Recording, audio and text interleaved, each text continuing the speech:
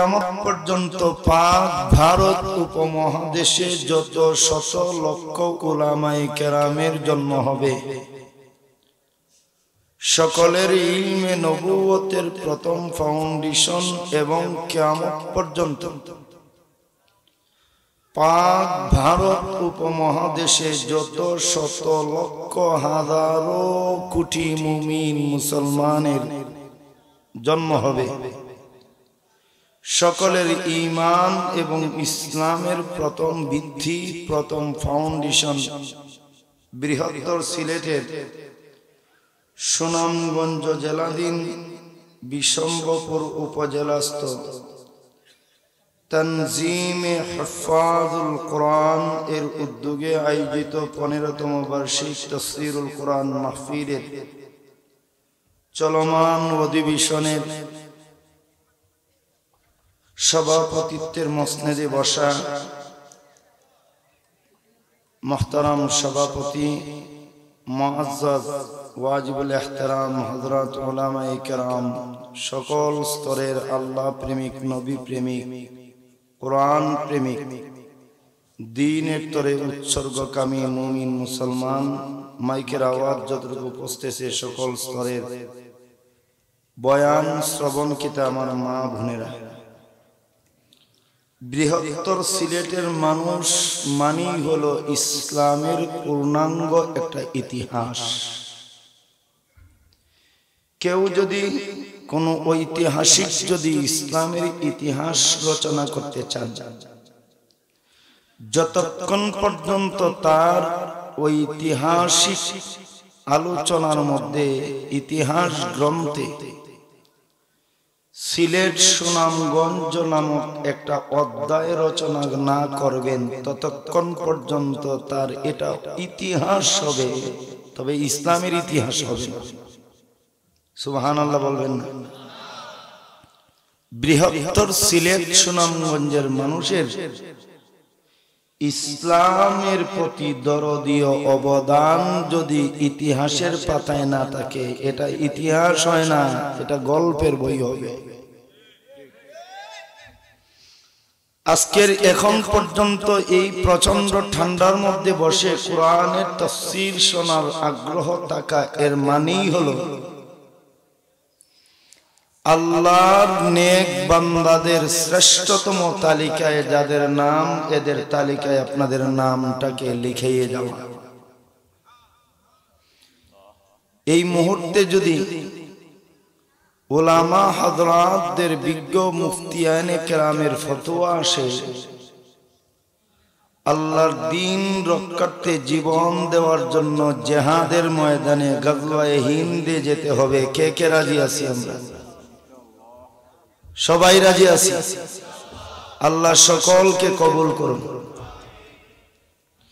আজকে যেই মাহফিলে আমরা সমবেত হয়েছি, এই মাহফিলের একটা ইতিহাস, চমকপ্রদ ইতিহাস।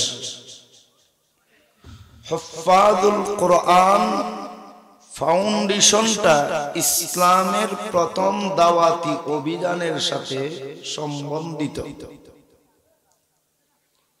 হিফাজুল কোরআনের প্রথম নাম্বার যুবক যিনি সদস্য ছিলেন, ওনার নাম হলো হযরত আলী ইবনে আবি তালিব রাদিয়াল্লাহু তাআলা আনহু।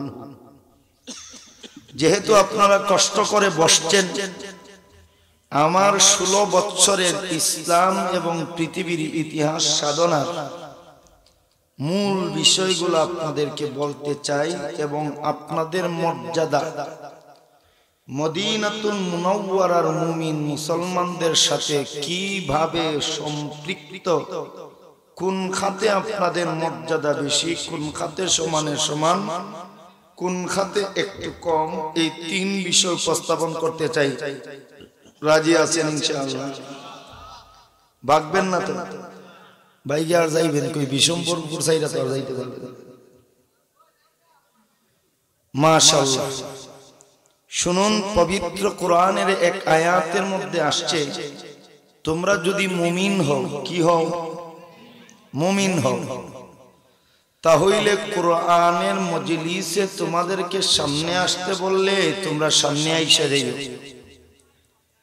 যদি আসো যতটুকু জায়গা তোমরা সামনে আইসা মজলিসটাকে কায়েম করবে ততটুকু জায়গা তোমার জান্নাতের রাস্তা হিসেবে গণ্য হবে। আলহামদুলিল্লাহ। কোরআনের আয়াতের বাংলা অর্থ বলার আগেই দেখি আপনারা বুঝে ফেলছেন। মাশাআল্লাহ, আপনারা আমার দুস্তের এলাকার মানুষ। মাওলানা আব্দুল হাফিজ উনি আমার বন্ধু, দুস্তের গোলামীর হুকুম রক্ষা করার জন্য আপনাদের দ্বার পর্যন্ত এসেছি এবং আরেক জায়গায় ঝগড়া করে এমন লাগছে। বলেন না আলহামদুলিল্লাহ। আমি এটা জানি, আমি সুনামগঞ্জ কোনো বিপদ বললে মাখলুকের পক্ষ থেকে সর্বপ্রথম আমার দুস্থ দৌড়াইয়া যাই, এই কারণে ওইখানে মাইরি শুরু করছি।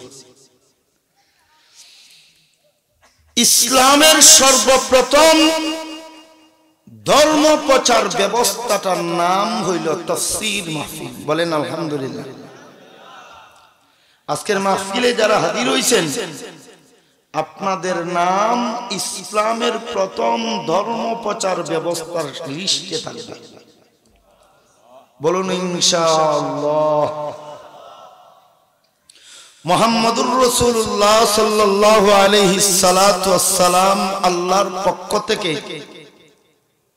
কুরআন পাওয়ার মাধ্যমে নবুয়তি পাইলেন, রিসালত পাইলেন।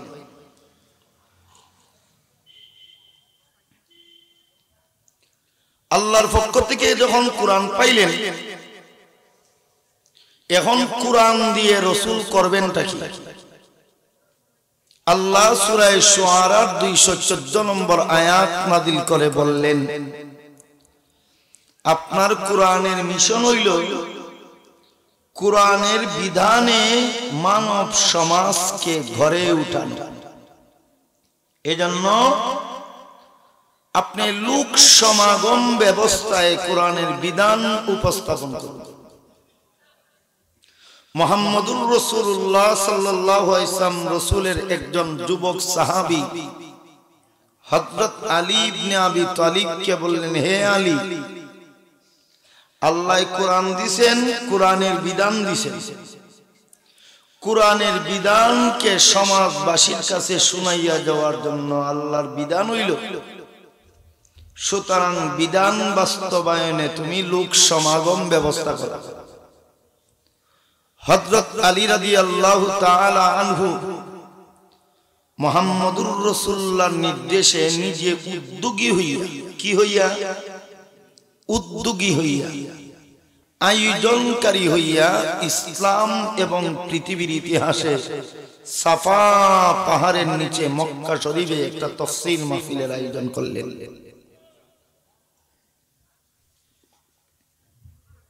610 খ্রিস্টাব্দের মে মাসের প্রথম সপ্তাহে সোমবার দিন হযরত আলী রাদিয়াল্লাহু তাআলা যখন তাফসীর মাহফিলের ব্যবস্থা করছেন, দাওয়াত দিয়া পুরা মক্কা নগরীর সকল স্তরের লোকগুলাকে অংশগ্রহণের ব্যবস্থা করে দিয়েছেন।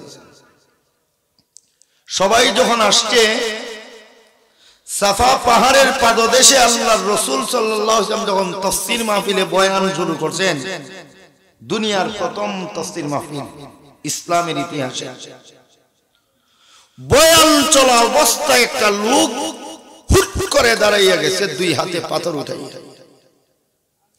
আল্লাহর রাসূলকে পাথর মারতে চাইল, আল্লাহ পাথর সহ তার হাত জায়গায় বন্ধ করে দিলেন। মুখ যেহেতু বন্ধ হয় নাই, এবার মুখ দিয়ে বলা শুরু করছে, তাব্বাল্লাক আলিহাদা জামাতানা ইয়া মুহাম্মদ। এই মুহাম্মদ, কোরআনের তাফসীর শোনানোর জন্য আমাদেরকে ব্যবসা বাণিজ্যের কাজ বন্ধ রাখিয়া, বিবি বাচ্চার কাছে সময় দেওয়া বন্ধ রাখিয়া, অর্থ সম্পদ উপার্জন ব্যবস্থা বন্ধ রেখে আমাদেরকে তাফসীর মাহফিলে জমা করলে আজকে আমাদের অর্থ উপার্জনের দিনটাই তুমি নষ্ট করে ফেললে, তাই মুহাম্মদ তুমি ধ্বংস হয়ে যাও।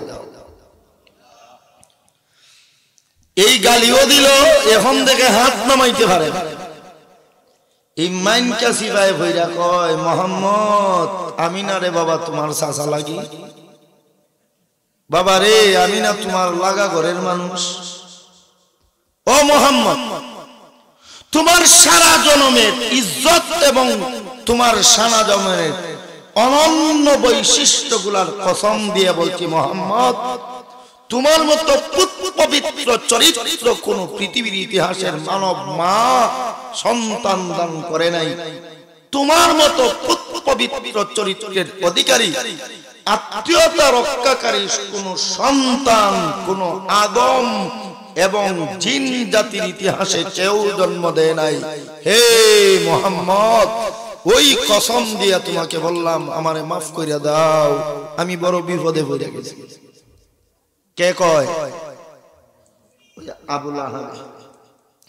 আল্লাহর রাসূল বললেন, আবু লাহাব, তাফসীর মাহফিলে বয়ান করার অপরাধে আমারে ভাতর মারতে চাইছস, ধ্বংস করতে চাইছস, তোর কাজ তুই করছস। আমি তোর মতো আর খারাপ না, যা গোটা দেশবাসীর সামনে আমি দয়ার নবী তোরে মাফ করে দিলাম।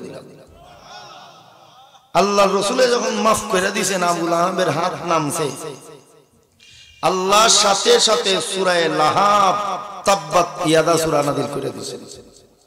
আল্লাহ বলে, তাব্বাত ইয়াদা আবি লাহাবি ওয়া তাব্বা মা আগনা আনহু মালুহু ওয়া মা কাসাব সায়াসলা নারান যাতা লাহাবি ওয়া ইমরাতুহু হাম্মালাতাল হাতাব ফি জিদিহা হাবলুম মিন মাসাদ।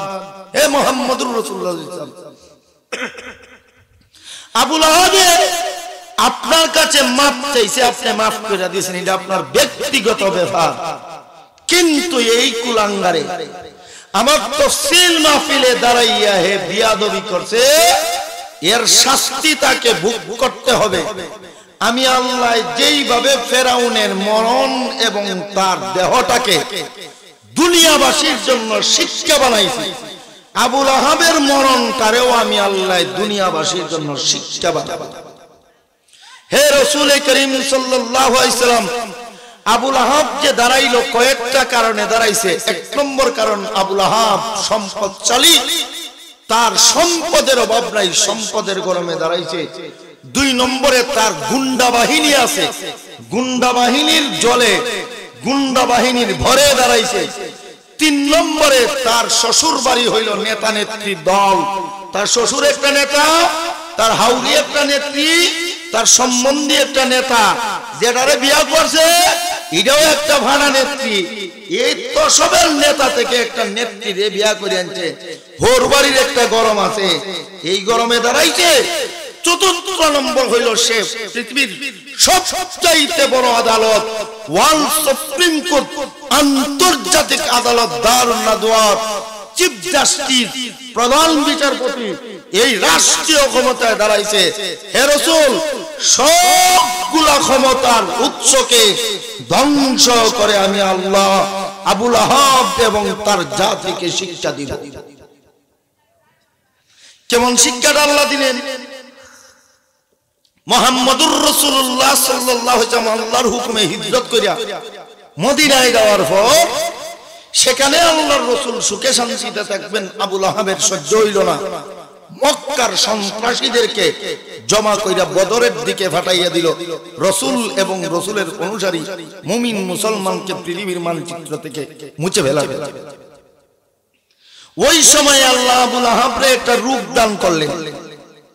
আল্লাহ বলেন, তাব্বাত ইয়াদা আবি লাহাব। হে রাসূল, যেই দুই হাত দিয়া ভাতর উঠাইছে, এই দুটা হাত যেই শরীরের সাথে লাগিয়ে আছে, তার দুই হাত এবং পুরা শরীরকে আমি আল্লাহ ধ্বংস কইরা ফেরাউনের মতো জগৎবাসীর কাছে আমি আল্লাহ সবক উপস্থাপন করব। আবু লাহাব বদরের যুদ্ধে যাওয়ার 3 দিন আগে রোগে আক্রান্ত হইল। যে দুই হাত দিয়ে পাথর উঠাইছিল, এই দুই হাত পচা শুরু হয়েছে, বিছানায় পড়ে গেছে। মুআররিখিনরা তারিখাতে উল্লেখ করেছেন, বিশেষত তারিখে মক্কাতুল মুকাররমার মধ্যে উল্লেখ আছে, আংশিকভাবে সিরাতে মুস্তাফার মধ্যে উল্লেখ আছে। আবু লাহাব বিছানায় পড়ে গেল, কিচ্ছু ধরতে পারে না, ছুঁইতে পারে না, কেউ তার কাছে আসে না। বিবি বাচ্চার কাছে যদি খাবার চায় তারা এইভাবে খাবার দিত, কাতআমিল কাল, কুত্তারে মানুষ যেইভাবে ঢিল দিয়া খাবার দেয়, আবু লাহাবের বউ বাচ্চারা ঘরের বাহির থেকে কুত্তার মতো ঢিল দিয়া খাবার দিত। আবু লাহাবে খাবার ধরতেও পারতো না, খাইতেও পারতো না। এই অবস্থায় বিছানায় গড়াগড়ি করত, একই বিছানায় পায়খানা করত, ক্ষুধার কারণে পায়খানা খাইত, পানির তৃষ্ণার কারণে নিজের প্রস্রাব নিজে পান করত। এই অবস্থায় বদরের যুদ্ধ বিজয়ের 6 দিনের মাথায় আবু লাহাবের পুরা শরীর পয়সা গেল, আবু লাহাব মারা গেল। সমাজবাসীরা আবু লাহাবের ছেলেদেরকে বলে, তোরার বাপরে কবরে ঢুকা। হেরা কয় তোমরা ঢুকাও। সমাজবাসীরা কয় এর পুরা শরীরেই পচে গেছে, কোন জায়গায় ধইরা আমরা ঢুকাবো? তার কাছে গেলে আমাদের কাছে রূপ চলে আসতে পারে, আমরা দাফন করব না। আবু লাহাবের ছেলেরা কয় যেই কারণে তোমরা দাফন করবা না, একই কারণে তো আমরাও দাফন করতে পারি না। সমাজের লোকরা নিয়ে তারা কয় তোরার বাপরে যদি গাতাত না ঢুকাস, আর এই পচা শরীরের দুর্গন্ধযুক্ত বাতাস যদি সমাজে ছড়ায়, সমাজের লোক যদি অসুস্থ হয়, সমস্ত আবু লাহাবের সম্পদ বাজেয়াপ্ত করে সবগুলাকে রাষ্ট্রীয় আয়ত্তে নিয়ে বিক্রি করে সমাজে বন্টিত করা হবে। রাজি আসনি? আবু লাহাবের ছেলেরা কয় না, সম্পদ দরকার আছে, দাফন ব্যবস্থা করতেছি। বর্তমান সময়ের পরিচিত নাম ইথিওপিয়া নামক রাষ্ট্র, ওই সময়ের আবিসিনিয়া, হাবশা, ওই রাষ্ট্র থেকে যাইয়া 2 জন মেথরকে, 2 জন সুইফারকে, চিনেন তো সুইফার মেথরকে, বাড়া করে আনছে, আমরা বাপরে কবরে ঢুকাইয়া দাও। হেরাত যেই মূল্য নির্ধারণ করে আসছে, আয়েশা আবু লাহাবের লাশ দিকে কয় সর্বনাশ, এটা আমরা দাফন করতাম। কয় কেন? কয় তোর বাপের সবই তো ভাষা, এটা কি দাফন করতাম? কয় দাফন করতেই হবে। আবু লাহাবের ছেলেদেরকে সুইফাররা বলে দাফন করতে হইলে আমরা 3 শর্ত মানতে হবে, রাজি আসনি? কয় রাজি। কি কি শর্ত? কয় প্রথম নম্বর শর্ত হইল যেই পরিমাণ মূল্য নির্ধারণ করে আনছ এর 10 গুণ মূল্য আমাদের পারিশ্রমিক বাড়ায় দিতে হবে। রাজি নি? কয় রাজি। 2 নম্বর শর্ত কি? কয় 2 নম্বর শর্ত হইল অন্যান্য মানুষকে যেইভাবে মর্যাদার সাথে কবরে খনন করা এবং দাফন করা হয়, আমরা এইভাবে মর্যাদার সাথে কবরও খনন করতে পারবো না, দাফনও করতে পারবো না। ঘরের অদূরে একটা গর্ত খনন করব, গর্ত খনন করিয়া ইদারে কুত্তার মতো মাটি চাপা দিব। রাজি আসনি? কয় রাজি। কয় 3 নম্বর শর্ত কি? কয় 3 নম্বর শর্ত হইল তোরার বাপরে আইকিয়াওয়ালা বাঁশ দিয়ে আমরা দাফন করন লাগবো। রাজি আসনি? কোসান? কয় রাজি। বাঁশ যেমদা মন চাই হেন্দা দে, এরপরে দাফন কইরা দে। আবু লাহাবের ছেলেরা, আমার কথা না, ইতিহাসের কথা, আবু লাহাবের ছেলেরা মক্কার বাজার থেকে 2টা বাঁশ আইনা দিছে। বাঁশ কি আইকিয়া ছাড়া আইকিয়া সহই হয়। 2 বাঁশ দিয়া 2 সুইবারে ইচ্ছা মতো তারে গুতাইয়া গুতাইয়া গর্তে ফেলাইয়া কুত্তার মতো মাটি চাপা দিছে। এই মরণ দশা দিয়ে আল্লাহ কিয়ামত পর্যন্ত শিক্ষা দিলেন। কিয়ামত পর্যন্ত আমার নবীর উম্মতরা আসবে, উম্মতদেরকে কোরআনের বিধান শুনাইয়া দেওয়ার জন্য, তাফসীর মাহফিলে বয়ান করার জন্য আমার নবীর হায়াত আমি আল্লাহ বাড়াইয়া দিব না। হুফাজুল কোরআন ফাউন্ডেশনের তাফসীরে যাইয়া আমার নবী বয়ান করার জন্য। তবে আমার নবীর উত্তরাধিকারী হক্কানি রব্বানি উলামায়ে কেরামদের একটা জামাত আমি আল্লাহ কিয়ামত পর্যন্ত কবুল করে রাখবো। আমার নবীর দায়িত্ব তারা পালন করবে, শুধু নবুয়ত আর রিসালত পদবী ছাড়া। দ্বিতীয়ত হইল কিয়ামত পর্যন্ত আমি আল্লাহর বান্দা বান্দি আসবে, আমার নবীর উম্মতের দল আসবে। এই বিশম্বপুরের উম্মতের দলকে কোরআনের বিধান বুঝাইয়া দেওয়ার ব্যবস্থা উদ্যোগ নেওয়ার জন্য যেইভাবে একজন যুবক আলীকে আমি আল্লাহ কবুল করেছি, এইভাবে মাওলানা আব্দুল হাফিজদের মতো একদল যুবককে আমি আল্লাহ কিয়ামত পর্যন্ত কবুল করে রাখবো তাফসীর মাহফিলের আয়োজন করার জন্য। আমার নবীর তাফসীর, আমার নবীর সাহাবা আলীর তাফসীরে বাধা দেওয়ার কারণে ওই আবু লাহাবের যেই দশা হইছে, কিয়ামত পর্যন্ত কোরআনের তাফসীর মাহফিল, কোরআনের ওয়াজ মাহফিল, মুলাইমা নবী হক্কানি রব্বানি উলামায়ে কেরামের তাফসীর মাহফিল এবং যুবকদের উদ্যোগে আয়োজিত তাফসীর মাহফিলে যেই বা যারা বাধা দিবে, জাইন্না রাখো তোমাদের বাপ আবু লাহাবের মতো তোমাদের দশা হবে। আর ওইসব 2019 সনে একটা গজব আইলো, এটার নাম দিছে করোনা। এটা কি? এটা রোগ না গজব? গজব। এই গজবে আইসা যা মরছে সবই রকম হুজুররা মারা গেছে না, একজন না, সব মসজিদের ইমাম মারা গেছে, মুয়াজ্জিন, খতিব, খাদিম, মাদ্রাসার উস্তাদ, একজন না। মোল্লাকে যতটা মরছে সবগুলো আবু লাহাবের দলের লোক। ওয়াজ মাহফিলে বাধা দাও, কোরআন হাদিসের মাহফিলে বাধা দাও, তোর জন্মে সমস্যা আছে। আমার কথা না, এটা কোরআনের কথা। শুনে আলো না, মুহাম্মদুর রাসূলুল্লাহ সাল্লাল্লাহু আলাইহি সাল্লাতু ওয়াস সালাম আল্লাহর কোরআনের বয়ান করতেছেন এইভাবে এক মাহফিলে। আমার কথা না, আন-নাদরু ফি গায়াতিল মাকসুদ ফি ইস্তিদাদিল ইয়াহুদ নামক গ্রন্থে উল্লেখ আছে। সাফওয়াতুত তাফসীর, সাফওয়াতুত তাফাসিরের 2 নম্বর খণ্ডের সূরা কলমের তাফসীরে উল্লেখ আছে। আল্লামা মুফতি শফি রাহমাতুল্লাহি আলাইহির তাফসীরে মারিফুল কোরআনে সূরা কলমের তাফসীরে উল্লেখ আছে মুহাম্মদুর রাসূলুল্লাহ সাল্লাল্লাহু আলাইহি ওয়াসাল্লাম তার সাহাবাদেরকে নিয়ে এইভাবে কোরআনের মাহফিলে বয়ান করতেছিলেন। বয়ান দেখা বেঈমান কাফেররা কয় মুহাম্মদকে আটকানোর দরকার রে, না হইলে যে এইভাবে তাফসীর মাহফিল শুরু করছে আর একটারও মালাউন রাখতো না, সবগুলারে মুসলমান বানায়।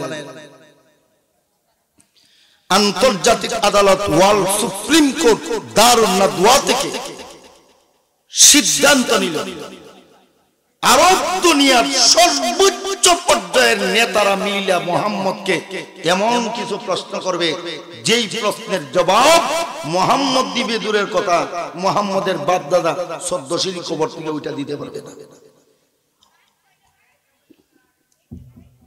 না। দিতে পারলে মুহাম্মদের সব মিশন বন্ধ হয়ে যাবে। ভালো করে শুনেন, এরপরে বলবো আপনাদের মর্যাদা আল্লাহর কাছে কত।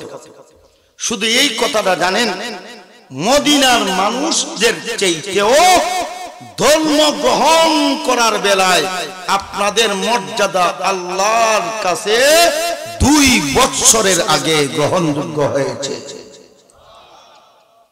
এরপরে বুঝাইমু ইতিহাসটা।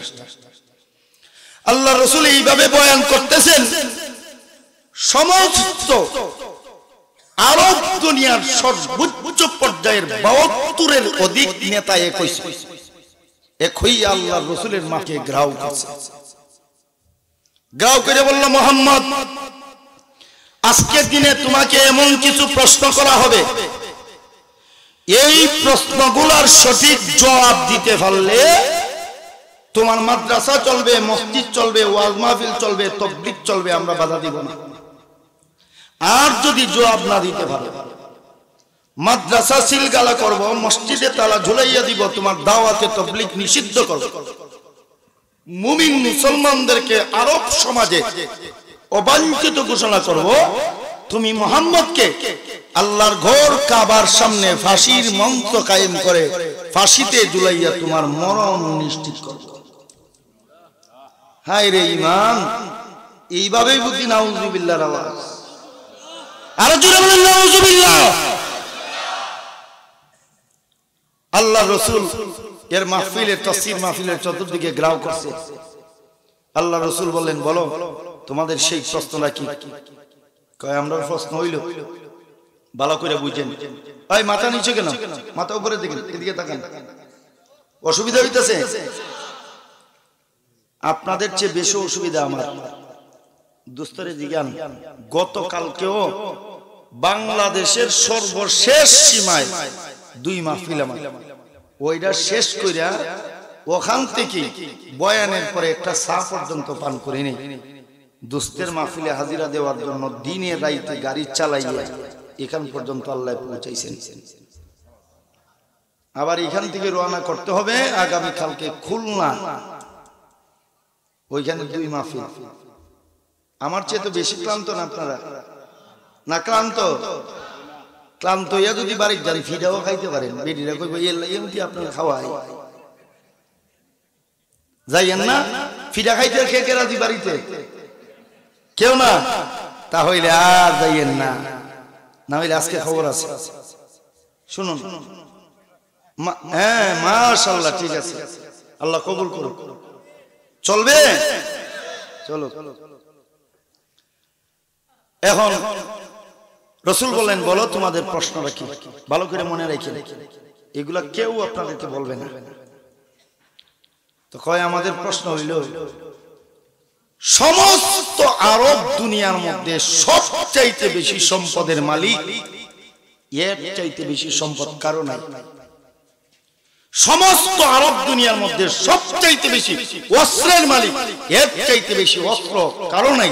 সমস্ত আরব দুনিয়ার মধ্যে সবচাইতে বেশি জনগণের ভোটের মালিক, এর চাইতে বড় ভোটওয়ালা আর কেউ নাই।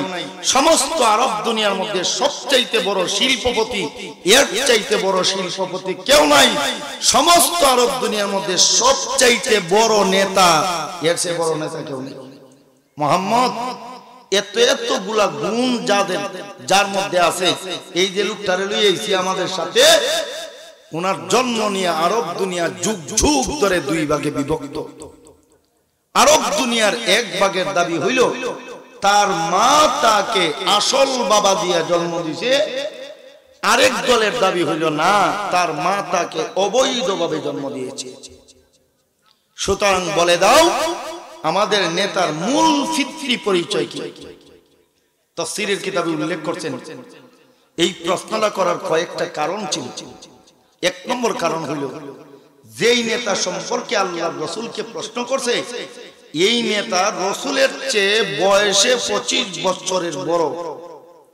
ওরা মনে করছে যেহেতু মুহাম্মদ আমাদের নেতার চেয়ে বয়সে 25 বছরের ছোট, নেতায় কি আকাম কুকাম করিয়া দুনিয়াতে আইছে, মুহাম্মদ তো বলতে পারবে না, সব বন্ধ করে ফেলবে। দুই নম্বর হলো মুহাম্মদ সেখানে হাজির নাজির ছিল না, মুহাম্মদ আলিমুল গায়ব নয়। তিন নম্বর, মুহাম্মদ আমাদের নেতার মার গর্বের পাহারাদার ফেরেশতা নয়, মুহাম্মদ আল্লাহ নয়, মুহাম্মদ আটকাইলি। এই প্রশ্নটা করা মাত্র উপস্থিত সকল শ্রোতা সাহাবা রাদিয়াল্লাহু তাআলা আজমাইন সকলে মাথা নিচে দিয়ে আছেন, স্বয়ং আল্লাহর রাসূলের মাথাও নিচে দিয়ে আছে। কেন? আজকের জবাব না দিতে পারলে ইসলামের বাতি নিভে যাবে, আর কোনদিন ইসলামের বাতি প্রজ্বলন করা সম্ভব হবে না। ইসলামের বাতি হেফাজত করার দায়িত্ব কার? আরো জোরে বলেন, আল্লাহ। আল্লাহ বলেন, ইউরিদুনা লিইউতফিউ নূরাল্লাহি বিআফওয়াহিহিম ওয়াল্লাহু মুতিম্মু নূরিহি। আল্লাহ বলেন, মুশরিক কাফের বেঈমানের বাচ্চারা তাদের সকল ষড়যন্ত্রের মৌলিক ষড়যন্ত্রগুলা দিয়া আমি আল্লাহর দ্বীনের বাতির আলোকে নিভাইয়া দিতে চাই, কখনো সম্ভব নয়। আমি আল্লাহর সৃষ্টি জগৎ যত জায়গায় ইসলামের বাতির আলো জ্বলবে তত জায়গায়। সাথে সাথে রাসূল মাথা নিচে, সবাই যখন মাথা নিচে, জিবরাইল আলাইহিস সালামকে দিয়া আল্লাহর আরশে আযীমের লৌহে মাহফুজে সংরক্ষিত পবিত্র কোরআনের সূরা আলাকের প্রথম 16 আয়াত আল্লাহ নাযিল করে দিয়েছেন। জিবরাইল আলাইহিস সালাম তেলাওয়াত করতেছেন, আল্লাহ রাসূলের সাথে সাথে তেলাওয়াত করতেছেন। তিলাওয়াত করে করে ওই আয়াতে গেলেন, উতুল্লিম বাদা যালিকা দানিম। যেই মাত্র এই আয়াত তেলাওয়াত করছেন, চতুর্দিকে যে নেতারা দাঁড়াইয়া ছিল, যেটা যেখানে আসিল ওইটা ওই জায়গা থেকে ওই দিকেই দৌড় শুরু করছে। তাফসীরের কিতাবে লিখলেন, ওরা দৌড় দিল কেন?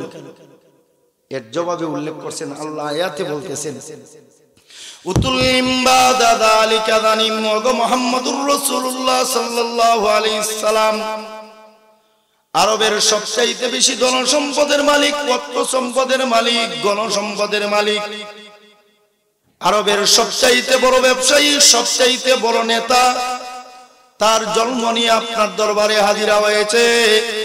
ওরা মনে করেছে আপনি তার চেয়ে বয়সে 25 বছরের ছোট, আপনি জবাব দিতে পারবেন না। ওরা মনে করেছে আপনি আদিল নাদিন নয়, আপনি আলিমুল গাইব নয়, আপনি তার মার গর্বের পাহারাদার ফেরেশতা নয়। ওরা মনে করেছে আপনি আল্লাহ নয়, আপনি জবাব দিতে পারবে না। জবাব না দিতে পারলে আপনাকে ফাঁসির কাস্টে ঝুলাইয়ে হত্যা নিশ্চিত করবে। সাহাবা রাদিয়াল্লাহু তাআলা আজমাইনদেরকে আরব সমাজে অবাঞ্ছিত ঘোষণা করবে, আপনার মসজিদে তালা ঝুলাবে, মাদ্রাসায় সিলগালা করবে। না না না, আপনাকে হেফাজত করার দায়িত্ব আমি আল্লাহর। আল্লাহু ইয়াসিমুকা মিনান নাস, আপনাকে হেফাজত করার দায়িত্ব আমি আল্লাহর। ওগো নবী মুহাম্মদুর রাসূলুল্লাহ তাদের সর্বোচ্চ নেতার জন্মের পরিচয় দেওয়ার জন্য, তার জন্মের আগেও দুনিয়ায় আসার আপনার প্রয়োজন নাই, হাদিম নাদির হওয়ার প্রয়োজন নাই, আলিমুল গাইব হওয়ার প্রয়োজন নাই, খুদা হওয়ার প্রয়োজন নাই, তার মার গর্বের পাহারাদার ফেরেশতা হওয়ার প্রয়োজন নাই। আপনার সম্পর্ক কোনো মাখলুকের সাথে নয়, স্বয়ং খালিক আমি আল্লাহর সাথে। আমি আল্লাহ আমার পবিত্র কোরআনের সূরা কলমের 1 থেকে 16 পর্যন্ত আয়াতগুলো নাযিল করে জানাইয়া দিলাম। উতুল্লিম বাদা যালিকা জানিম, তার মা তাকে তার বৈধ বাবা দিয়া জন্ম না দিয়ে একজন উট ভেড়া এবং উট রাখাল, ছাগল রাখাল, মুগিরাকে দিয়া তাকে জন্ম দিয়েছে। তার বাপ দিয়া দিয়েছে। এই আয়াত শুনে যে ওরা দৌড় দিল, দৌড় দেওয়ার কারণ তাফসীরে উল্লেখ করেছেন। ওদের ভয় লাগলো, হায় রে, সর্বোচ্চ নেতার জন্মের যদি এই দশা হয়, দৌড় দে, না হইলে মুহাম্মদের আল্লাহ কোরআনের আয়াত নাযিল করিয়া আমরার জন্মের খবর খুলে দিবে। ওই দৌড় দিছে। নেতা দৌড়ে গেছে বাসায়, গিয়া মাকে খুঁজে দেখে মা বাসায় নেই। খুঁজে খুঁজে গ্রামের শেষ পাতায় গিয়ে দেখে আত্মীয় বাড়িতে মা অন্য একজন মহিলার মাথার চুল থেকে উকুন আনতেছে। এমনি মায়ের চুলের মুঠাটার মধ্যে ধরছে, ধইরা কঙ্করযুক্ত বালিকাময় রাস্তা দিয়ে মারে টান শুরু করছে। বুড়া মানুষ, মহিলার কান্নার আর্তনাদ তার কর্ণকুহরে যায় না। তাফসীরে কিতাবে লিখছেন, মার পুরা শরীর পাথরের আঘাতে ক্ষত হয়ে চাউনির মতো ঝরে রক্ত ঝরে পড়েছে। মারে আইনা নিজের বাসায় উঠানের মধ্যে আইনা শুয়াইছে। শুয়াইয়া মার বুকে উঠে বসছে। বৈশা খাপ থেকে তলোয়ার বের করে মার গলার মধ্যে লাগাইয়া কয়, সত্য কইরা ক, আমারে কোন বেটা দিয়া জন্ম দিছ? কইরা কি কই, তুই নিজে বুড়া হয়ে গেছিস, তোর সন্তানগুলো বুড়া হয়ে গেছে, তুই জানাস না তোর বাপকে? কয়, হো জানতাম, এতদিন পর্যন্ত যাকে বাবা বলে জানতাম। আজকে গেছিলাম মুহাম্মদের মাদ্রাসা বন্ধ করতে, তাফসীর মাহফিল বন্ধ করতে, গেছিলাম তাবলীগ বন্ধ করতে, মুহাম্মদের ফাঁসির কাস্টে ঝুলাইয়া মারতে গেছি, সব বন্ধ করতে। আর মুহাম্মদের আল্লাহ কোরআনের আয়াত নাযিল করিয়া আমার জন্ম শরীফের দরজা খুইলা দিছে। ক কিভাবে জন্ম দিছস? মায় কয় তোর বাপ দিয়া। কয় অসম্ভব, লক্ষ কোটিবার তুমি মা মিথ্যাবাদী হতে পারো, একটা মুহূর্তের জন্য মুহাম্মদ এবং তার আল্লাহ মিথ্যাবাদী হতে পারে না। সত্য কইরা কই, সত্য না কইলে এখন জবাই করে ফেলবে। মা করে ফুট, হাসা কথা কইলে কি করবি? কয় জবাই করব না, ছেড়ে দে। তো মা কয়, যদি তোর কথা সত্য হয় আমার বুক থেকে নামছে, দূরে দাঁড়াইছে। মা উঠে বসছে, বসে বলতেছে, শোন, আমি ছিলাম আরবের মধ্যে সর্বোচ্চ সুন্দরী নারীদের তালিকার অনন্যা সুন্দরী। আমার গায়ে যৌবন আসামাত্র, যৌবন তরঙ্গে আরব সমাজের এলিট পার্সন পরিবারের যুবকরা হেলদুল খেয়ে খেয়ে আমার বিয়ের প্রস্তাব দিচ্ছিল, কিন্তু কোন প্রস্তাবে আমি এবং আমার পিতা রাজি হই নাই। এক পর্যায়ে দুনিয়ার জান্নাত বলে খ্যাত দুই জায়গা, একটা হলো জর্ডান আর একটা হলো কাশ্মীর। জর্ডানের রাজার একমাত্র রাজকুমারের পক্ষ থেকে আমার বিয়ের প্রস্তাব আসলো, আমি লুভে রাজরানী হব, আমি প্রিন্সের বউ হব, এই লোভে আমি রাজি হইলাম। আমার বাবাও রাজি হইল। বিয়ার দিন তারিখ ঠিক হাতে গোনা কয়েকদিনের ভিতরে আমাদের উঠায় দেওয়া হবে আমাকে। এমন সময় সকল তাফসীরের কিতাবে, হাদিসের কিতাবে এবং ইতিহাসের মধ্যে উল্লেখ আছে আরবে 2টা আন্তর্জাতিক বাণিজ্য মেলা হইতো। কয়টা? 2টা, একটা উকাদে আর একটা মাসান্নায়। উকাদের মধ্যে আন্তর্জাতিক বাণিজ্য মেলা চলছিল। আমি বাপরে বললাম, বাবা আমায় তো বিয়ে হইয়া জর্ডানের প্রিন্সের বউ হয়ে চলে যাব, হতে পারে আমার মরণের আগে কোনোদিন আমি আন্তর্জাতিক বাণিজ্য মেলায় আর আরবে আসতে পারবো না। যেহেতু মেলা চলমান আর আমারও সময় হাতে আছে, আমারে দয়া কইরা একটু মেলাটা দেখাই আনে। আমার বাপ আমার দরখাস্ত মঞ্জুর করে আমার নিয়ে গেছেন মেলা দেখাইতে। আমরা যাইয়া বাপ জিমিল্লা মেলার স্টল গুলা যখন একে একে পরিদর্শন করতেছিলাম, হঠাৎ করে এমন একটা স্টলের বরাবরে আসলাম, যে স্টলের মালিক হইল আমারে যে বিয়া করছে তোর বাপ, এই বেড়া এই মালিক আন্তর্জাতিক ব্যবসায়ী হওয়ার সুবাদে, বাণিজ্য মেলায় তার স্টল থাকার সুবাদে আমারে দেখা, আমার লাল দেখিয়া মারছে বিয়ার জন্য ফাল, কয় আমার বিয়া করতে। আমার বাপ বলল, জর্ডানের প্রিন্সের সাথে বিয়া হইব হকিন্নির গুলা, তোর কাছে বিয়া দেওয়ার সময় আছে না? কয় সময় নাই। এই কথাটা বলা মাত্রই তোর বাপে আমার যে বিয়া করে আনছে, এই বেটায় খাপ থেকে তলোয়ার বের করে আমি এবং আমার বাবার দিকে তাক করে বলল, যদি এই মুহূর্তে বিয়াতে বাপ বেটি দুটা রাজি না হোক, দুটার মাথা মেলার মধ্যে উড়াইয়া দিবেন। আমার বাবা আমার জীবন এবং আমার বাবার জীবন রক্ষার্থে প্রিন্সের বিয়া বাদ দিয়া তোর বাপ ব্যবসায়ীর সাথে বিয়া ভরাইয়া দিছে। বিয়া হইল, আমাকে উঠাইয়া নিয়ে আসছে ফুল সজ্জায়, আমাকে বাসরে নিয়ে আসছে। ওমা, বাসরে নিয়ে আসার পরে দেখা যায় স্ত্রী হিসাবে তার শরীর দিয়ে আমাকে যে চাহিদা পূরণের কথা, এটা তার কিচ্ছু নাই। কাপুরুষ, বুঝছেন তো? বুঝছেন না? আল্লাহ, এটা কি আর ভাঙ্গে বোঝানি লাগে? কাপুরুষ। এখন এই কাপুরুষতা প্রমাণ হওয়ার পর লজ্জা শরম ডাকার জন্য আন্তর্জাতিক ব্যবসায়ী হওয়ার সুবাদে 2 বছরের সময় নিয়ে চলে গেল সিরিয়ায় ব্যবসা করার জন্য। এখন আমি তো হচ্ছি বিপদে। সাফওয়াতুত তাফসীরের 2 নম্বর খণ্ডে এই আয়াতগুলোর শানে নুজুলে তাফসীরে উল্লেখ করেছেন। তখন আমার চিন্তা আসলো, হায় রে, তোর বাপ তো আমার শারীরিক চাহিদাও পূরণ করতে পারবো না, আর আমার গর্ভ পর্যন্ত বাচ্চার উপাদানও পৌঁছাতে পারবে না।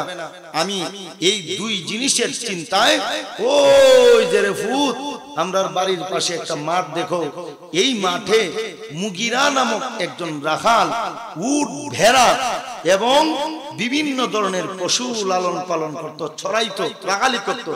তার সাথে আমার পরকীয়া প্রেম হইল। সে আমাদের বাড়িতে আসা যাওয়া অবস্থায় তোমার বাবারে নিয়ে আমার যা করার দরকার ছিল তাকে নিয়ে তা করছি, আর হের ফানি দিয়া তোর জন্ম হইছে, তোর বাপের ফানি দিয়ে হইছে না। এটা যখন শুনাইয়া দিল, ওলিদ তার মারে ছাইরা, আচ্ছা কোন তো দেশের সবচাইতে বড় নেতার জন্ম যদি এই দশা হয়, আর আইয়া নির্বাচনের সময় ভাষণ দিতে পারবো? এটা জন্মে ঠিক নাই, কে বুঝবে? এইভাবেই তো বলবে। হে লজ্জা শরমকে ঢাক দেওয়ার জন্য বনবাসে পাহাড়ে চলে গেল। পাহাড়ে থাকা অবস্থায় তার মরণ হইল। তাফসীরের কিতাবে উল্লেখ করেছেন, বনের হিংস্র জানোয়ার গুলা তার লাশ টেনে হেঁটে খাইছে, কোন মানুষ তার লাশটা দাফন করে নাই। আপনাদের প্রশ্ন হইল, এত নিকৃষ্টতম অপদার্থমূলক এই ঘটনাটা আল্লাহ কোরআনের আয়াত বানাইয়া কেন নাযিল করলেন? এর জবাবে তাফসীরের কিতাবে উল্লেখ করেছেন, কিয়ামত পর্যন্ত আল্লাহর রাসূলের মাদ্রাসার শিক্ষা জারি থাকবে, কিয়ামত পর্যন্ত মসজিদের ইমামতি জারি থাকবে, কিয়ামত পর্যন্ত মুয়াজ্জিনি জারি থাকবে, কিয়ামত পর্যন্ত তাফসীরুল কোরআন মাহফিল জারি থাকবে।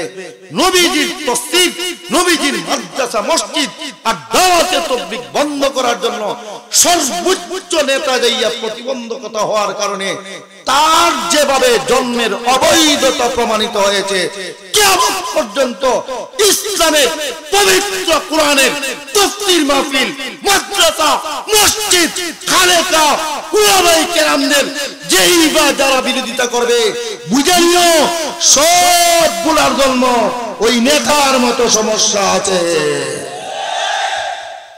এর জন্য সমস্যা না হইলে তাফসীর মাহফিলে বেলা এখানে, এর জন্য সমস্যা না হইলে মসজিদের ইমামরে মারে কেন, মুয়াজ্জিনরে মারে কেন, লাগালাগি করে কেন, চাকরি খাওয়ার জন্য প্রসেস করে কেন করে? ফুটবল লইয়া দেখেন, এর প্রোডাকশন বালা না। কি বালা না? প্রোডাকশনটা বালা না, অবৈধ ভোটের যাত্রী। মুহতারাম হাজিরিন, আল্লাহর কোরআনের আওয়াজ যখন বেঈমান কাফেররা ভারে না, কয় রে আর মুহাম্মদরে প্রশ্ন করিস না, হইলে এক একটাই প্রশ্ন করবে আর এক একটা জন্মের খবর বাইরে আর প্রশ্ন করিস। এখন কি করবে? আন্তর্জাতিক আদালত, ওয়ার্ল্ড সুপ্রিম কোর্ট, দারুন নাদওয়াত, আপনাদের ইতিহাসটা এখন আসতেছে, ভালো করে শুনবেন। ওয়ার্ল্ড সুপ্রিম কোর্ট দারুন নাদওয়াত থেকে রায় দিল মুহাম্মদকে এবার ভাতে মারার ব্যবস্থা করো। কিসে মারার? আরে বলেন না, কিসে মারার? ভাতে মারার। এমন কোন ইতিহাস নাই, এমন কোন তাফসীরের কিতাব নাই, হাদিসের কিতাব নাই এই ঘটনাটা উল্লেখ নেই। দুই পাহাড়ের মাঝখানে আল্লাহর রাসূলকে, সাহাবায়ে কেরাম রাদিয়াল্লাহু তাআলা আজমাইনদেরকে এবং রাসূলের দাওয়াতি কাজে যারা সহযোগিতা করতেন, তখন মুসলমান হয় নাই, এদেরকে দুই পাহাড়ের মাঝখানে 3 বছর পর্যন্ত অবরোধ করলো। কয় বছর? 3 বছর অবরুদ্ধ জীবনে মুসলমানদের খাবার দাবার শেষ হইয়া গেলে আর খাবার দাবারের ব্যবস্থা না থাকায় দুই পাহাড়ের মাঝখানের সকল গাছের পাতালতা খাওয়া শুরু করলেন।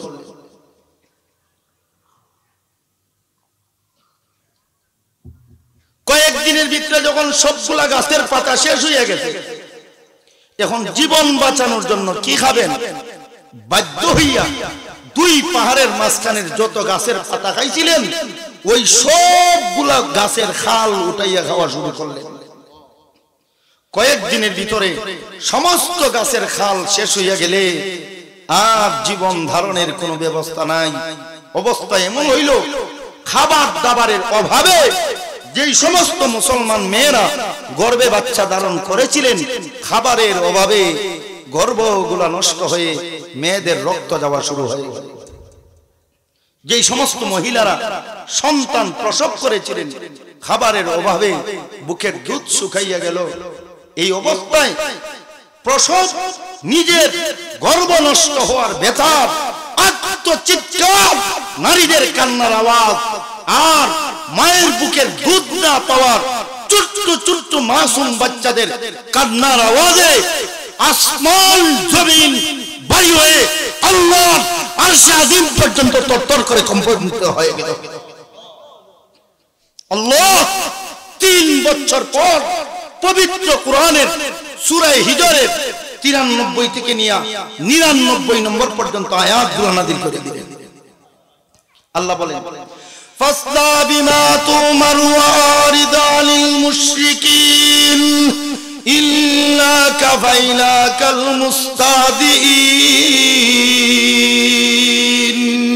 হে মুহাম্মদুর রাসূলুল্লাহ সাল্লাল্লাহু আলাইহি সাল্লাম, কোরআনের তাফসীর করার অপরাধে, ওয়াজ মাহফিল করার অপরাধে, দাওয়াতে তাবলীগ করার অপরাধে, কোরআনের শিক্ষক হওয়ার অপরাধে আপনি মুহাম্মদুর রাসূলুল্লাহ সাল্লাল্লাহু আলাইহি সাল্লামকে, আপনার সাহাবা সাহাবিয়াদেরকে এবং আপনার ধর্মীয় কাজে সাহায্য সহযোগিতা করে এমন মুসলমানদেরকে দুই পাহাড়ের মাঝখানে 3 বছর বেঈমান কাফেররা অবরুদ্ধ জীবনে যে নির্যাতনের স্টিম রুলার পরিচালনা করেছে, আমি আল্লাহ সবগুলা দেখে দেখে সকলের পরে রাজি হইয়া আমার জান্নাতের ঘোষণা দান করলাম।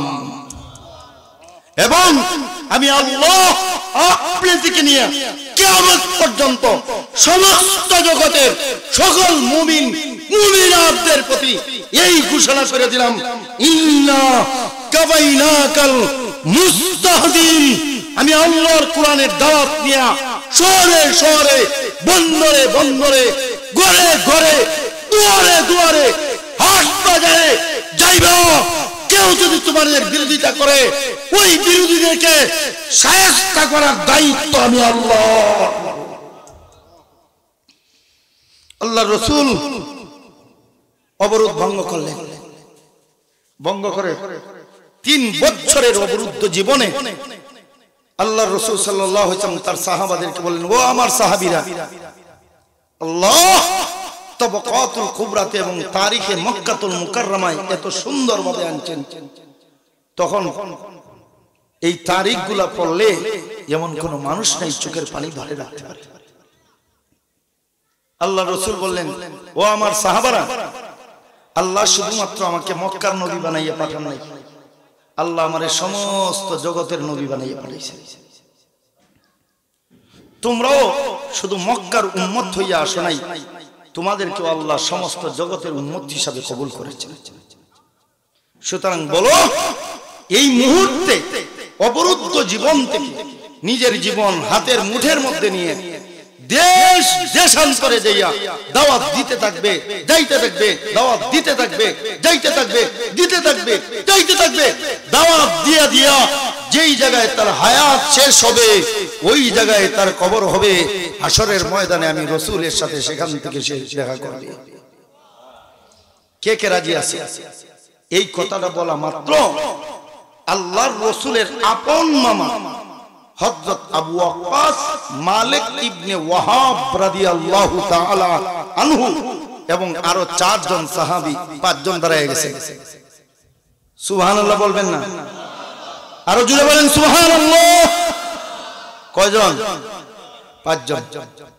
আল্লাহর রাসূল বললেন, তোমরা যাও ইউতুফিয়ায়, হাবশায়, সেখানে যাইয়া তোমরা দাওয়াত দাও।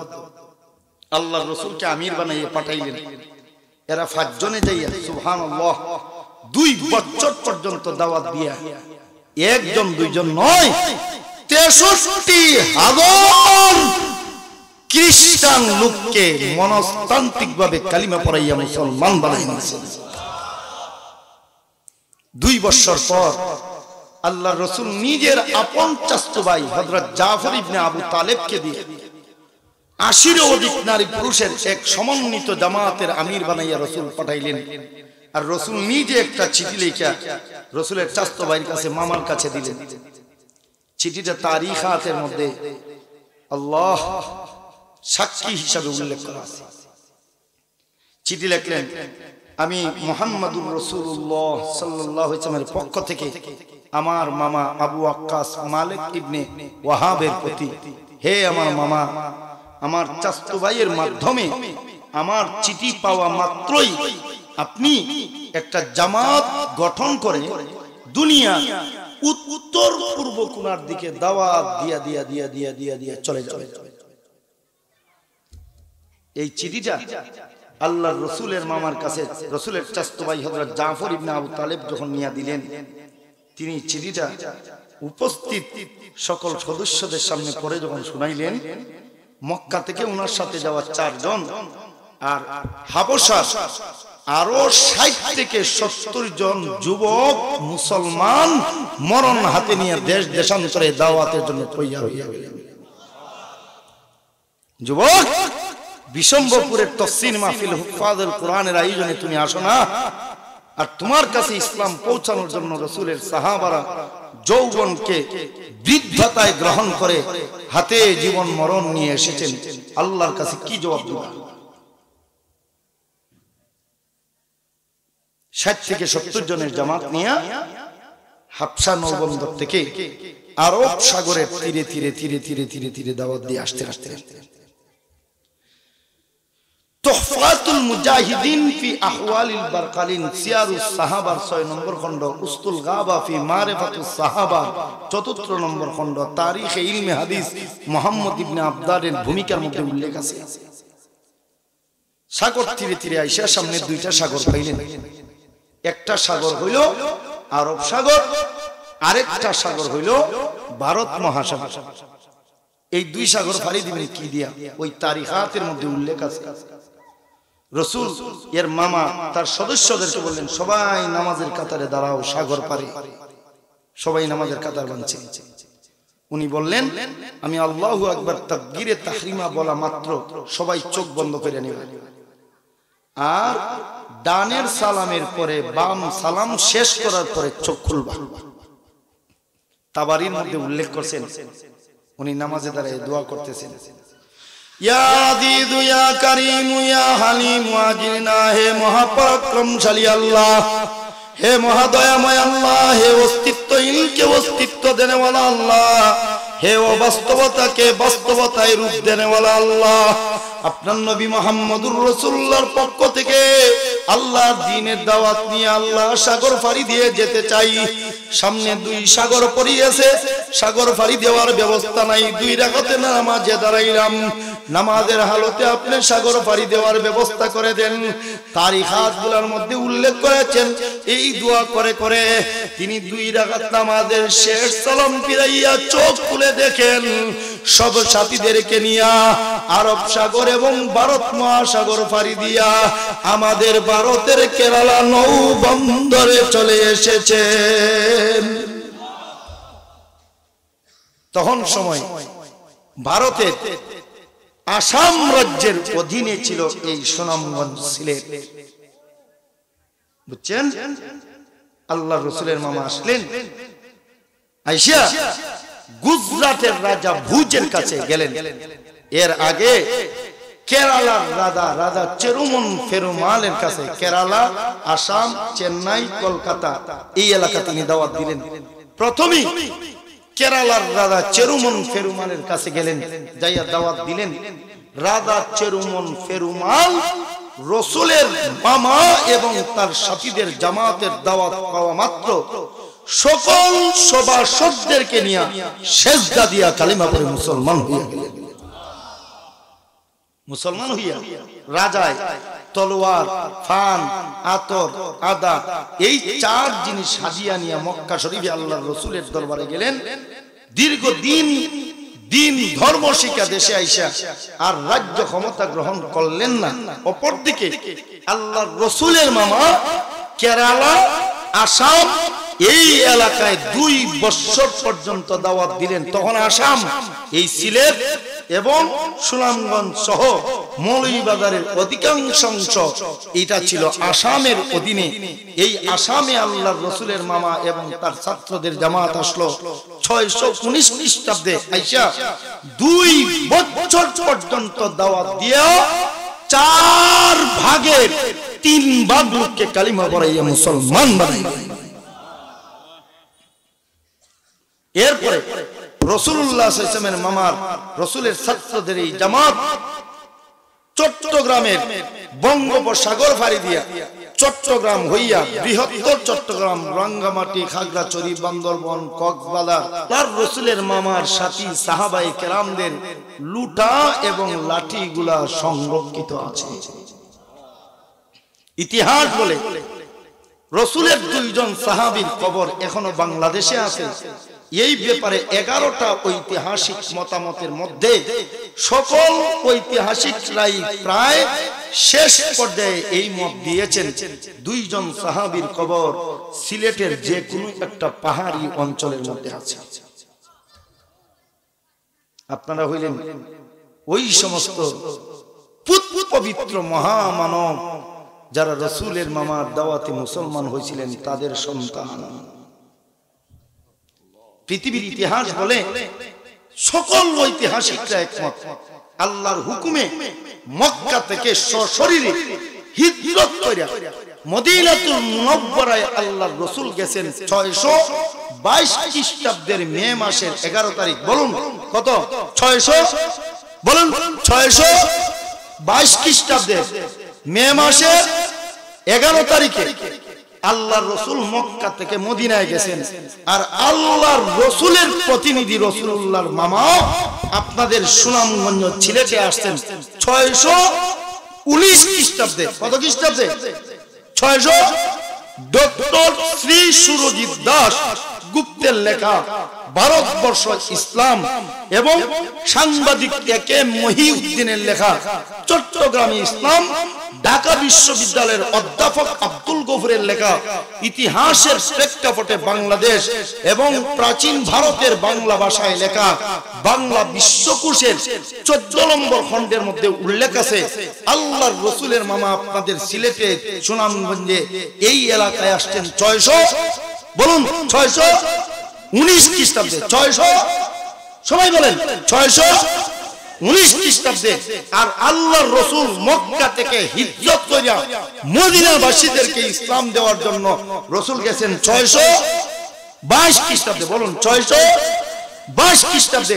ইতিহাস বলে মদিনাতুল মুনাওয়ারার লোকেরা ইসলাম নবীর সশরীরে পাওয়ারও 2 বছর আগে আপনাদের বাপদাদারা ইসলাম পাইছিল। সেই সমস্ত মহান ব্যক্তিদের সন্তান আপনারা। মুহতারাম হাজিরিন, আলোচনায় অনেক লম্বা জায়গায় আইসা গেছে। সিলেটের মানুষের বাকি ইতিহাস মদিনার সাথে কিভাবে আছে, সিলেটের যুবকদের মর্যাদা কত, সুবহানাল্লাহ, সিলেটের মুমিন নারীদের ইজ্জত আল্লাহর দরবারে কত, এই ইতিহাস বয়ান করতে হলে অন্তত সর্বনিম্ন 4 ঘন্টার দরকার। এটা আমার পক্ষে সম্ভব নয়, আপনাদের পক্ষেও সম্ভব না। তবে দুস্তে যদি সম্ভব, ঠিক আছে ভাইজান, আপনি বলছেন আলহামদুলিল্লাহ, আল্লাহ চাইলে সব সম্ভব। তবে এখন আমার দশা বেশি ভালো না, আমি তো আবার যাওয়ার লাগবো বাংলাদেশের একেবারে পশ্চিম মাথায়। আমার বন্ধু, আমার দোস্ত মাওলানা আব্দুল হাফিজ যদি ভবিষ্যতের দাওয়াত দেন, আজকে কতটুকু আলোচনা করছি আপনাদের মনে না থাকলেও ইনশাআল্লাহ আমার থাকবো। আচ্ছা, কে কে মনে রাখবেন দেখি হাত উঠান তো। আলহামদুলিল্লাহ, মনে রাখবেন। আল্লাহ কবুল করুক। যতটুকু আলোচনা হয়েছে এর পরবর্তী আলোচনা ইনশাআল্লাহ শুরু হবে আল্লাহ ভবিষ্যতে বাঁচাইয়া কন্যা বাঁচাইয়া রাখলে ইনশাআল্লাহ। যতটুকু আলোচনা হয়েছে আল্লাহ আমাদের বুঝার তৌফিক দান করুন, আল্লাহ আমাদের মানার তৌফিক দান করুন। এখন দোয়া হবে, কি হবে?